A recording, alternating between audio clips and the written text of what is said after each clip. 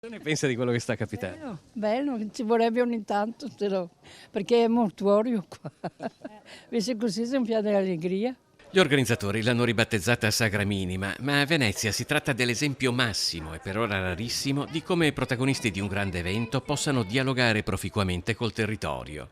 Ben lontana dal glamour dei ricevimenti in cui si celebra la Biennale d'Architettura, infatti, la ministra dell'Edilizia e Sviluppo Urbano tedesco, Clara Geiwitz, ha scelto di festeggiare qui l'apertura del padiglione del suo paese, alle Casette della Giudecca.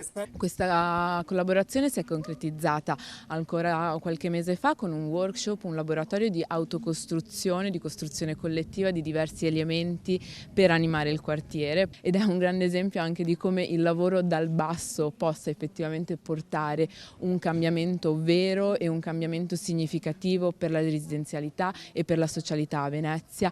Il messaggio sociale è fortissimo, suggellato dall'occupazione di uno dei tanti appartamenti pubblici sfitti del quartiere, dove ora abiterà una famiglia di residenti. Non sono scelte a cuor leggero sicuramente, purtroppo però se la scelta alternativa è quella di andare via dalla città, c'è anche chi punta i piedi e dice no, non lo voglio fare, e rivitalizzare il patrimonio pubblico crediamo che sia una priorità.